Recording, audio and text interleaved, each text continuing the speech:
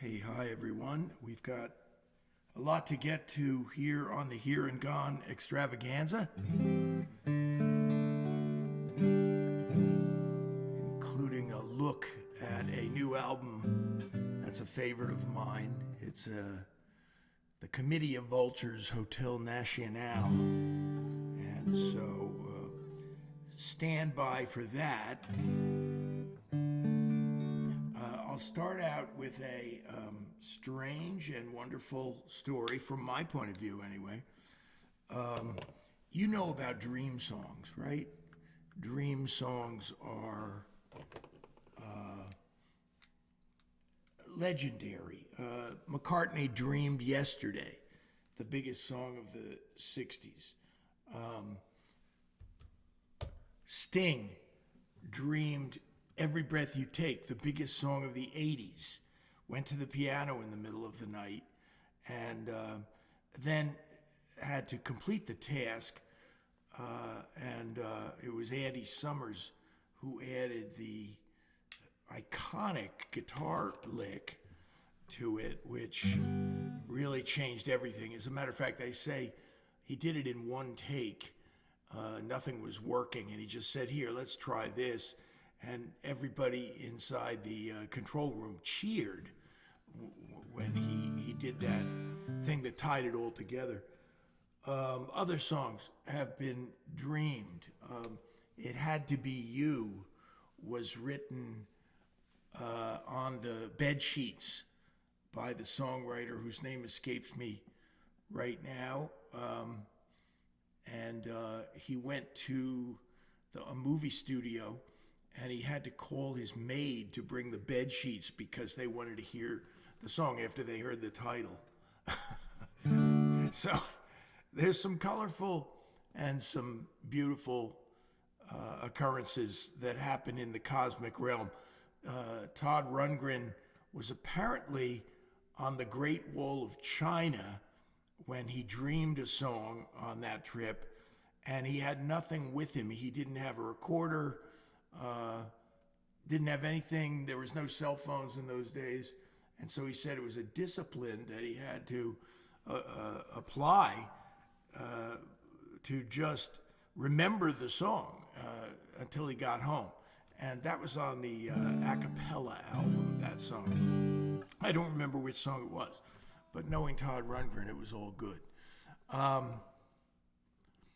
My song that I'm about to play you after this long preamble, called Chancellorsville, was a song I worked very hard on at the age of 23. And my tendency to work in medleys, trilogies, suites, as you might call them, was in full bloom here because I wrote another Civil War song called Longstreet. And I had Warner Brothers Records interested in me at the time. The very legendary Mary Martin, who signed Leon Redbone because she had worked for Bob Dylan up in Woodstock, and he walked into the office one day and he said, if I had a record label, I would sign this guy Leon Redbone. And she never forgot it, so when she worked for Warner Brothers, she signed both him and Emmylou Harris. So that's a pretty good track record right there. Mary and I kind of kept in touch. And when she moved, after she came home from living on a Greek island for a year, she went to Nashville and reinvented herself. And who did she sign? The New Jersey group that was known as Bittersweet, my old partners in crime, Bailey and the Boys. And so I wrote her a letter, and they told me, Mary, put your letter up on the bulletin board and blah, blah, blah, blah, blah. It was all for naught. I even was supposed to play a showcase for her at Reno Sweeney, where Mike, Kathy, and Alan all helped me out and rehearsed, and we brought people in from New Jersey. And Mary came in right as we finished. And this was after weeks of coordinating this. And she said, I thought you said 9:30. And I said, no, we said 9 15 times with your office. Crazy things happen to you, friends. don't they? And, you know, if I had signed to Warner Brothers at the age of 23, I very likely could be dead by now. I don't know. I don't know what the cosmic answers are. But Mary was interested in me, and she particularly liked a song of mine called Girl on the High Wire, which she thought was going to set the world on fire. And so here's something that you need to know about getting people in high places interested in you. They then need to have, whether you're going into business or the arts or whatever, you have to have your next move planned, and you need a follow-up. And so I worked extremely hard on this follow-up. It had 4 songs on it, and the 2 lead-off songs were Chancellorsville and Longstreet. And my stars were all shining when I was writing this, and she absolutely had no reaction to it at all.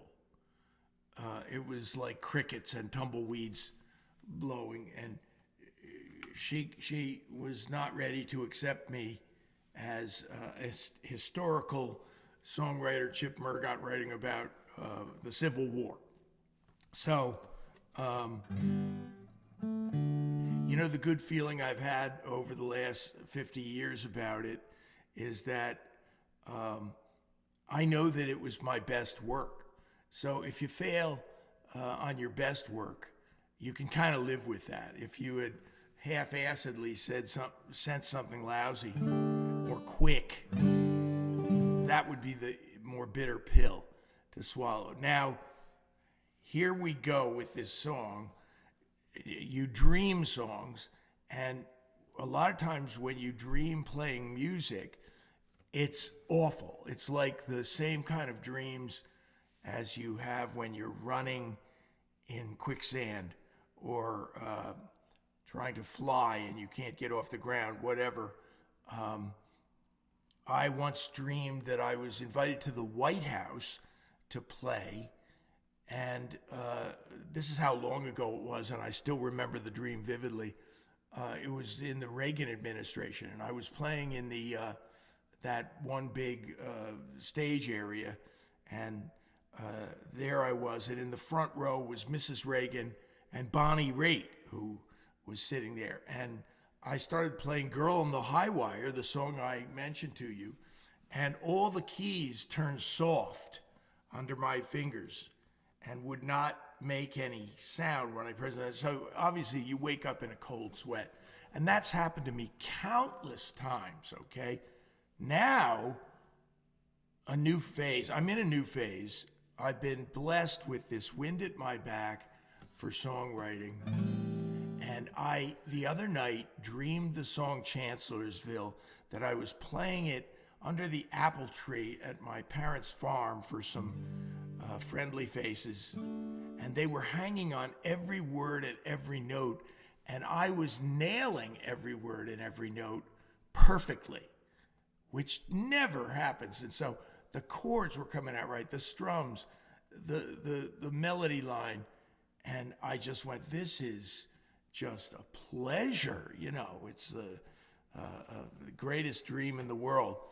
And so I got to the end of the song, and the second to the last line, I suddenly could not remember, so I made up a line on the spot, just a couple of words, actually. And when I woke up, I went, those are the words.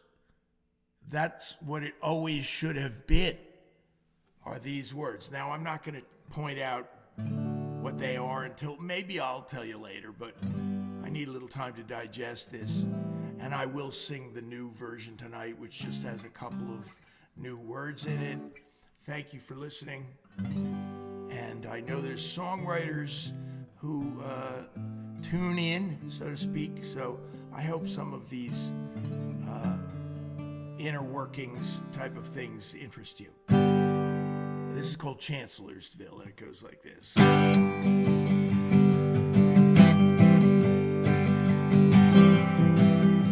Chancellorsville, Chancellorsville, when are you gonna let me go back? If I wasn't here with a gun in my hand, I wouldn't know you're on the map. If I wasn't lying on your cold ground, I'd be home in my feather bed. My 25 girlfriends beside me, and my own pillow under my head, yeah.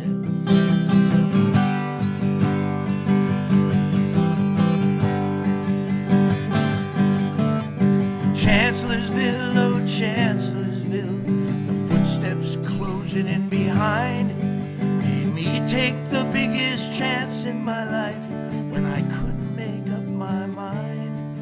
So I signed away and walked out into a world where man can fight, where everything looks so simple, blue and gray, black and white.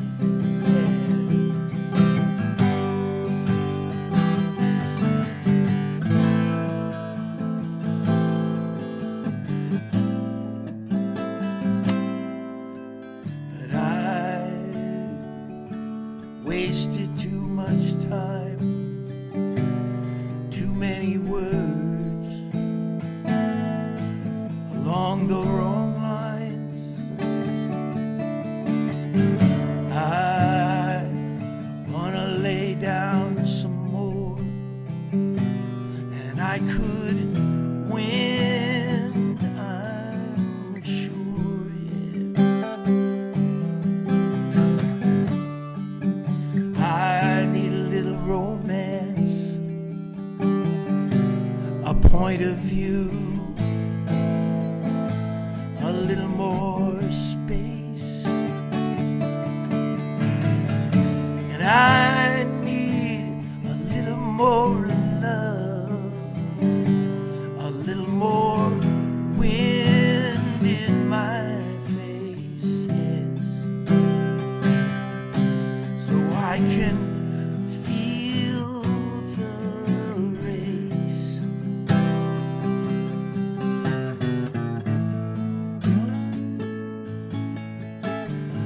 When I got home, I tried to forget about you and the things I saw before my return. But I found out I could not live without you. It took me such a long time to learn. If I'd only stopped for a little while and taken a deeper vow, if I ever believed in chances, I sure don't believe in them now. I sure don't believe in them now.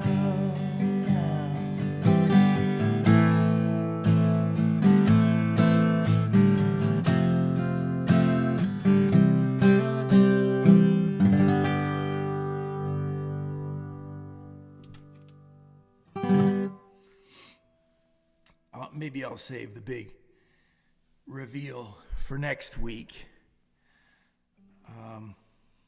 I was listening to a song last night, and I dare say, I'm not afraid to confess it, I started to cry. It was so moving to me, and I was just sobbing.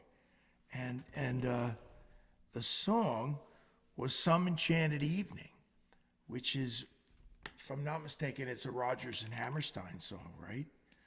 And just a gorgeous, gorgeous melody. And I listened to a couple of different versions, and some of them were awful. I mean, the normally steady, sturdy, and dependable Frank Sinatra, his version is unlistenable. It's so bad to me. I don't know where his mind was at. It's like overblown, a terrible arrangement.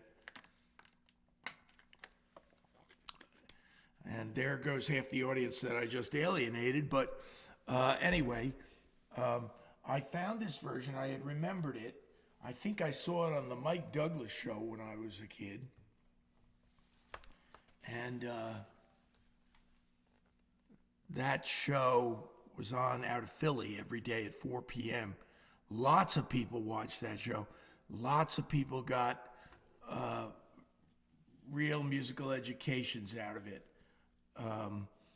I saw Don McLean on one time, and he brought, look at this crazy little toy I just got. Remember, are you old enough to remember when Clapton used to put the cigarette in the guitar headstock? He still does, I think. I don't even think he smokes, and I think he might still do that. Everything would be just really great and interesting about that, except for it's not working. It's working hard.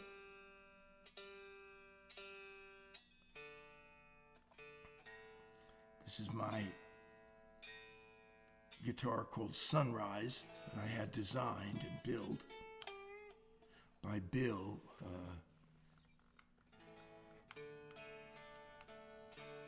Oh, geez. Holy fuck. Pardon my French.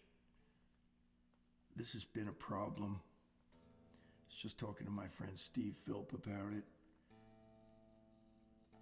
This is not stable, this tuning, so you need to change the strings every 3 weeks to get it stable.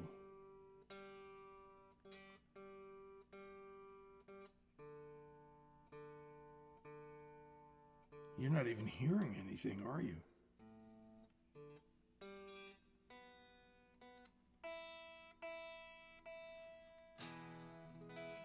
All right, let me get some sound going here.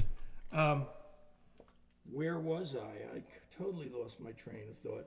The Mike Douglas show, yeah. I saw Sonny Terry and Brownie McGee on the Mike Douglas show. I saw Michael McDonald sing Walk On By with Burt Bacharach playing the piano.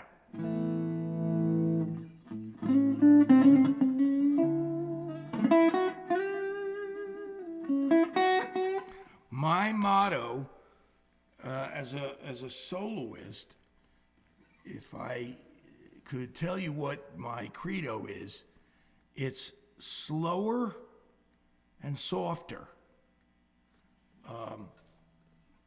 That's where I'm headed, and I'm not interested in getting into the Guitar Olympics with people. So I'm going to warm up on a little bit of a wordless blues, then I'll talk about Committee of Vultures in just a sec. Let me get some chops going here so I can warm up.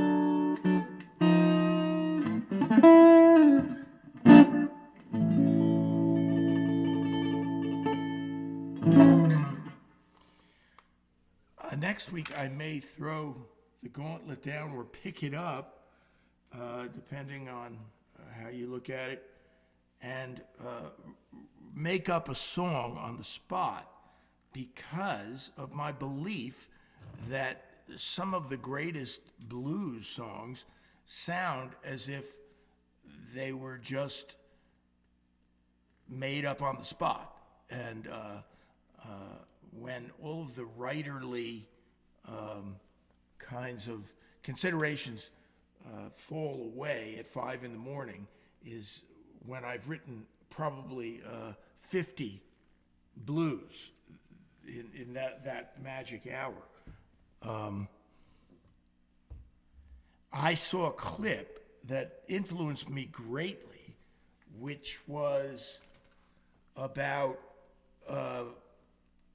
10, 15, 20 years old now, I guess. I don't know.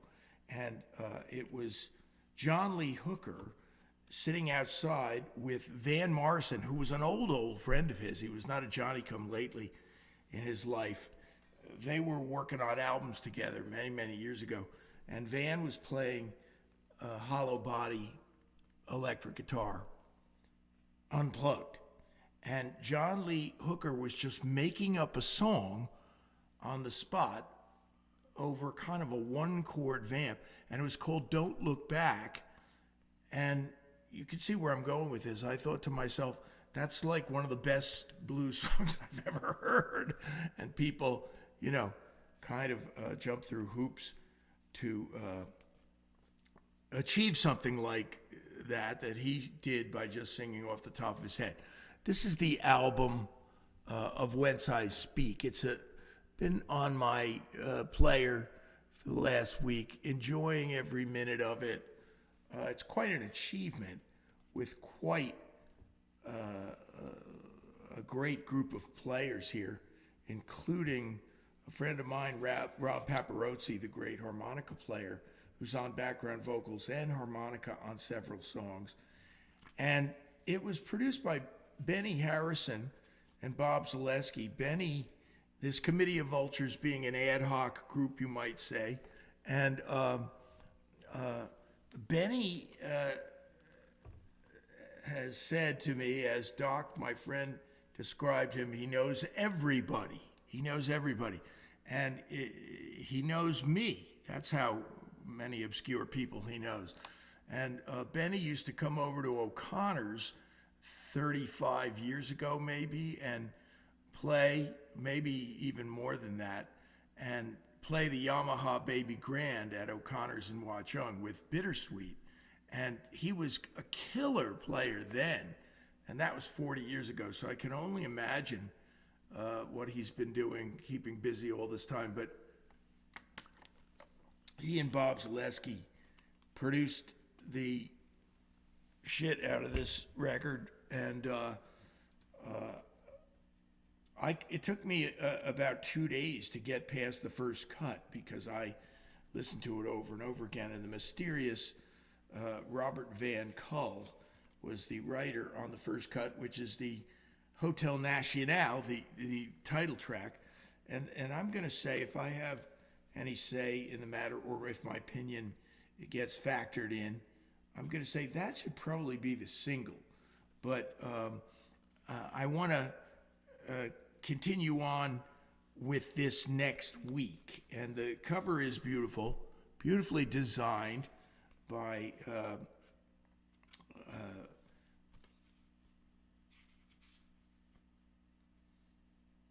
Ivy and Kate Zaleski. Sounds like it's all in the family, and they have a beautiful package here.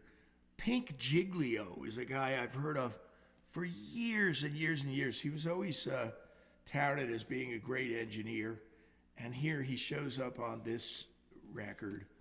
I'm just going to take another moment, and then I'll also tell you more about this next week.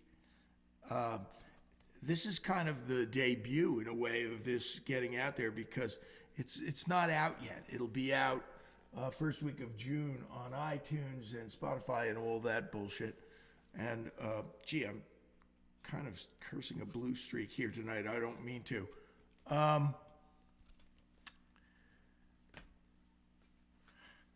The guest star, who is the lead singer on a cut called Bed of Nails, Ada Dyer, is currently on tour with Springsteen and has just a stunningly great voice. And if it wasn't going to confuse radio people, I might even recommend that to be the single. But they won't be able to figure out, like, well, who's the lead singer on this stuff.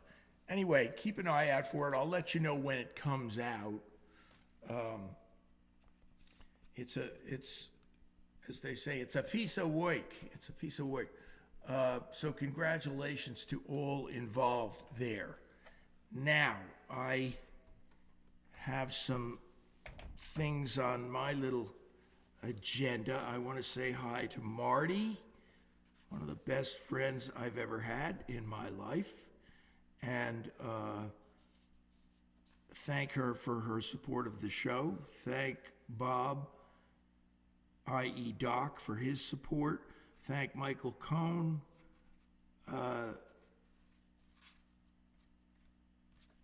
I'll think of some others as they come to me. I did Chancellorsville, and that's all I did. I think I'm going to do Bessie's Blues here in a different key. This is a song I like to write, songs about the blues greats, like I did Blind Willie Johnson last week.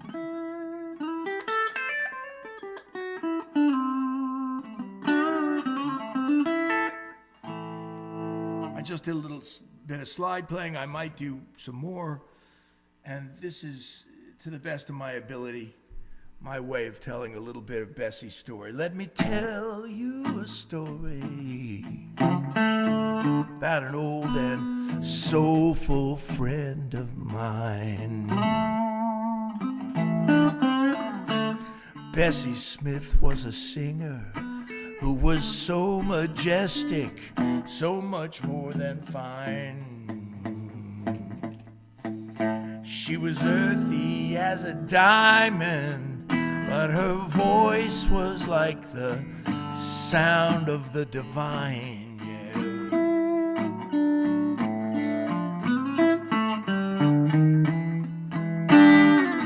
She could sing the low-down blues with the power of a hurricane. Hey, yeah, yeah.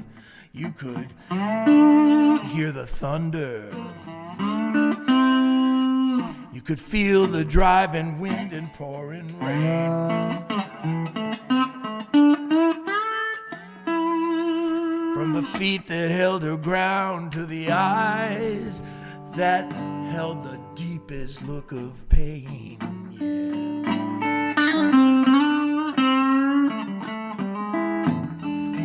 She sang, "Give me a pig foot and downhearted blues, and I ain't got nobody, and 'tain't nobody's business if I do.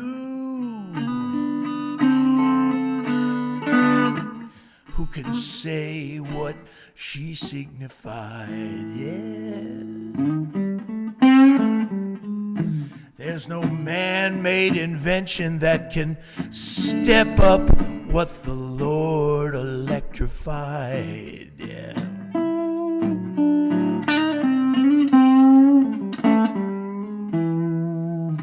Bessie died in Mississippi from a car crash in the middle of the night. Lost her arm in Mississippi, turned away from help because she wasn't white.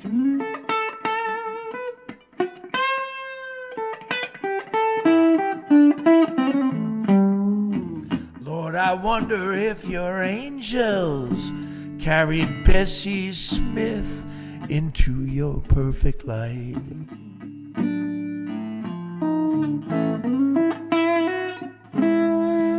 Let me tell you a story. Hey, hey, hey.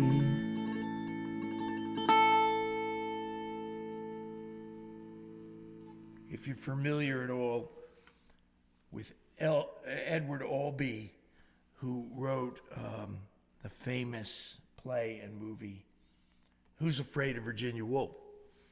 Oh, Lord.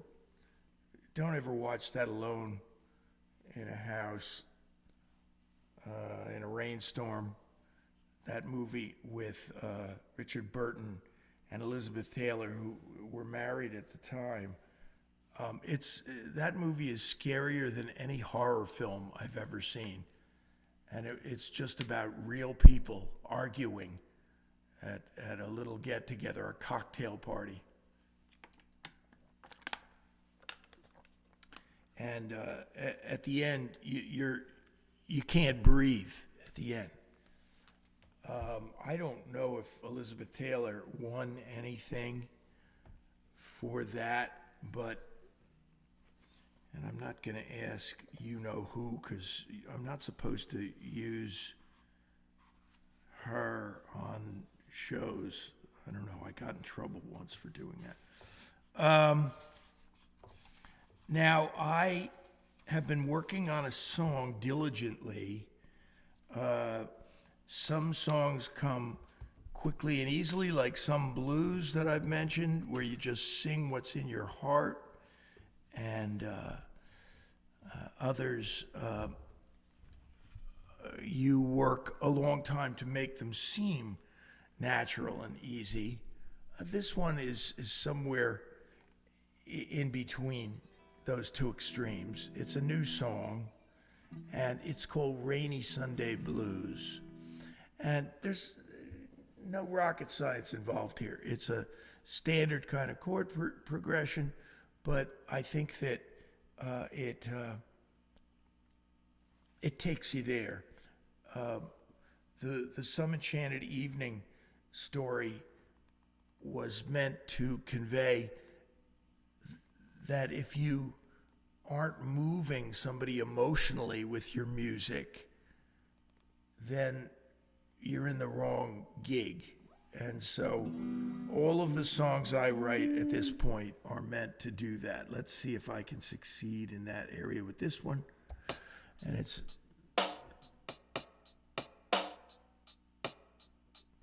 a faster beat. Maybe that's a little too fast.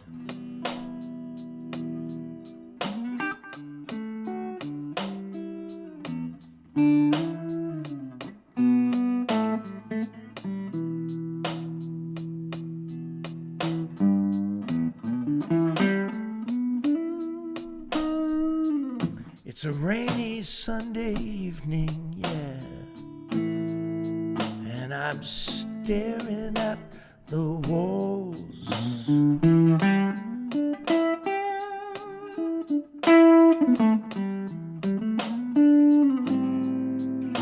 It's a rainy Sunday evening, and I'm staring at the wall. Yeah. I'm cornered by a cloudburst, and I'm hypnotized by how it falls.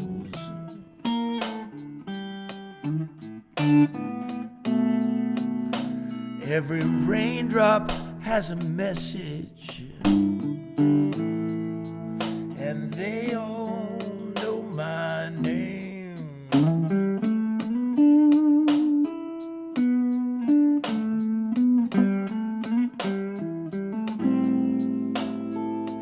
Every raindrop has a message, and they all know my name.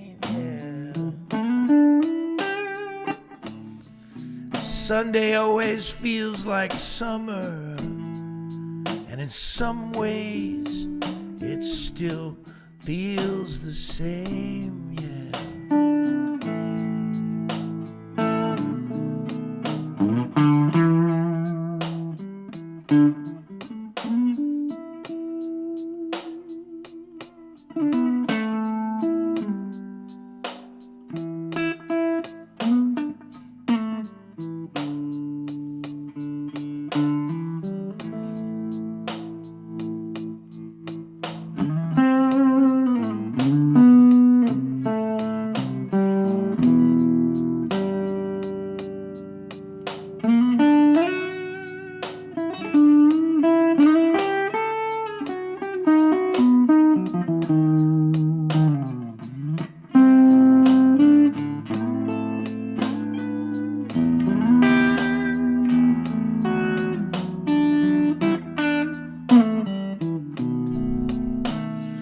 From middown to daybreak, from sundown to daybreak, from twilight until dawn.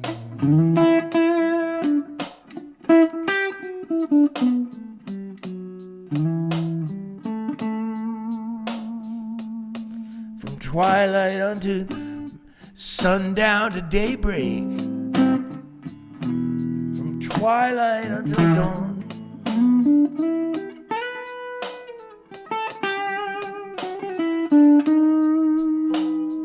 On a rainy Sunday evening, you hold out until the rain is gone, yeah.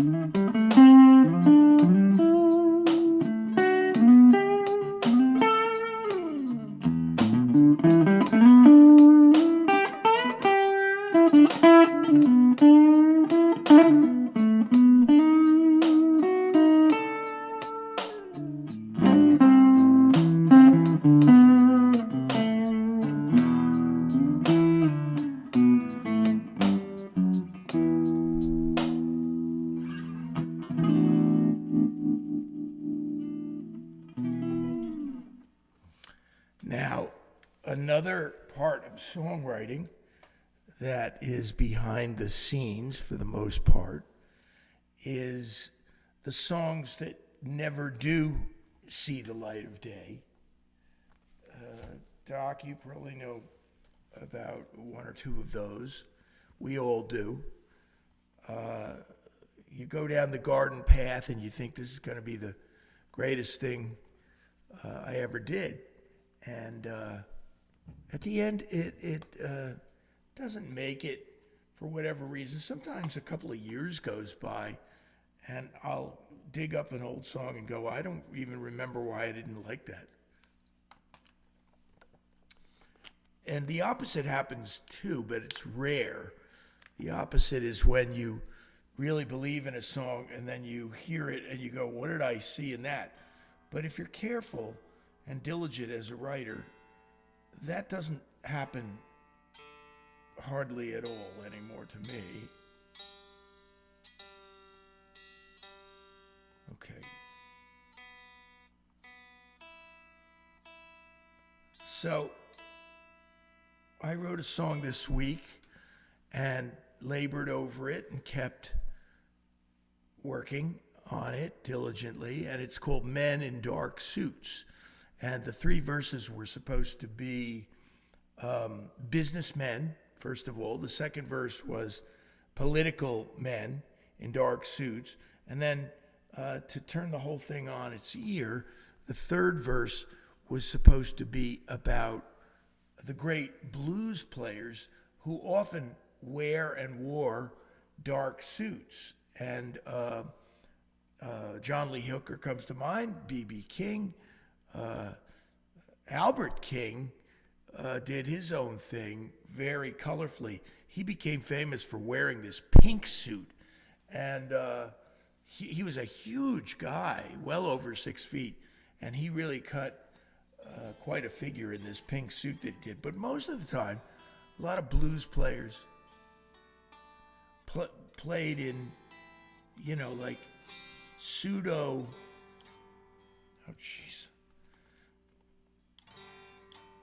pseudo business wear, And so the last verse was supposed to be about them. Okay, good idea. The music didn't come that easily, but at the end of it, I didn't really feel like singing it, And here's the reason why, as I've been telling you over the weeks, it didn't convey an emotion to me. It was like an intellect thing. It was an intellectual exercise. It had some very poetic lines in it. It didn't go to the heart. Now this song does, and I have done the most unusual kind of work on this, and it's now up to 80 or so views on YouTube here, and it's called Down in the Valley Take 2, and it still wasn't finished to me after I heard it. It was a much improved from Take 1.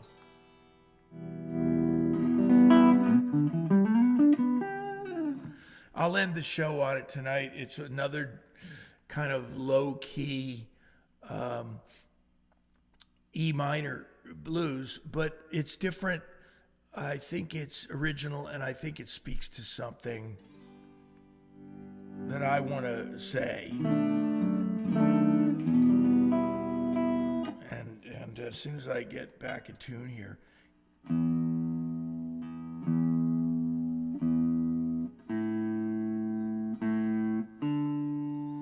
with my fake cigarette tuner,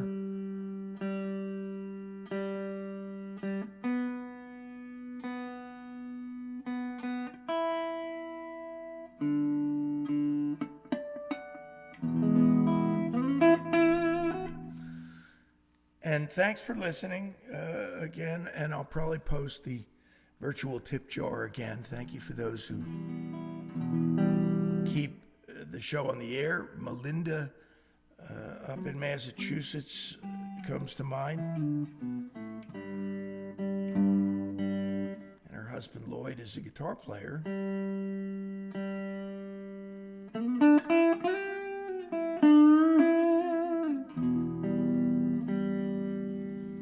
Are you into these lists that are causing a lot of controversy? The New York Times did the top 30 living American songwriters, and confused and enraged many by leaving Randy Newman and Jimmy Webb off the list, two of the greatest songwriters who ever lived.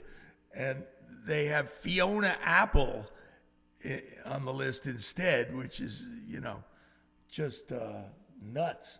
So now Rolling Stone, who's not much better, even though they're supposed to be a music publication, Rolling Stone has the top 100 guitar solos, and there's just some ludicrously dumb choices. And then I kept going higher and higher. And I got to the top 10 finally. And I thought, oh, gee, my friend David Spinoza is going to be in the top 10. How great, because you can't deny that his solo on Right Place, Wrong Time by Dr. John is one of the all-time great solos. And no, it's not even there in the top 100. He was so dissed and rooked. He's never really had a high profile, but it's a grievous omission.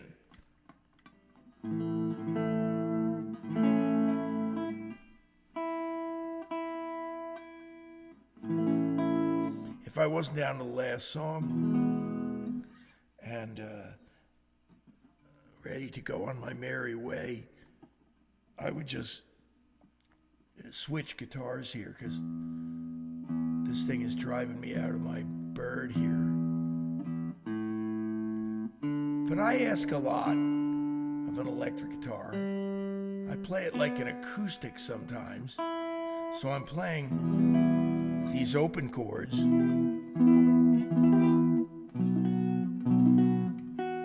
And these bar chords have to be in tune too.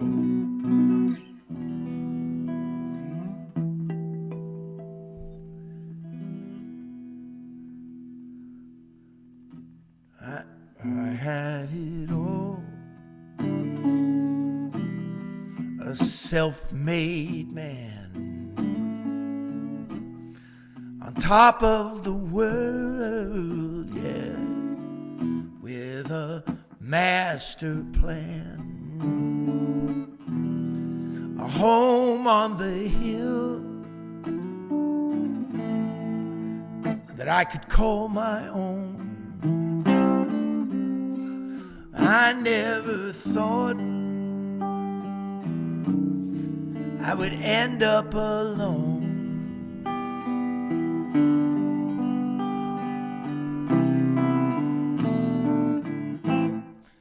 Down in the valley,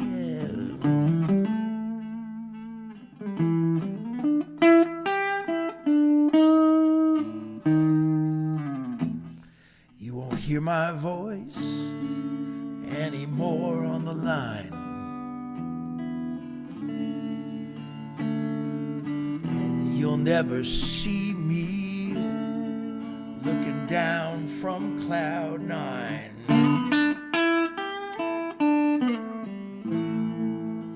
I'm like a bird that fell from the sky, an eagle that soared. Now I'm too low to fly.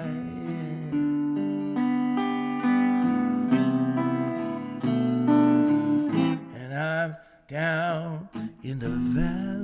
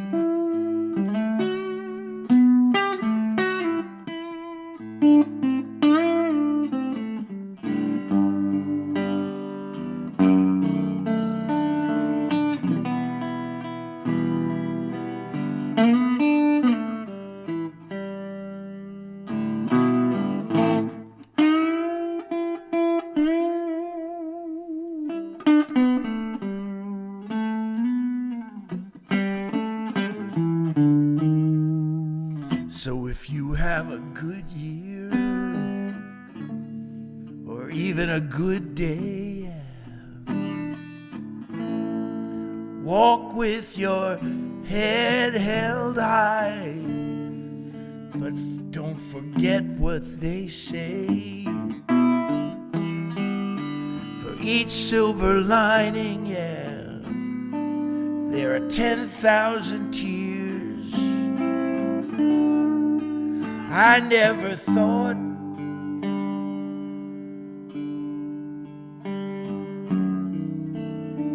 in a million years that I'd end up down in the valley.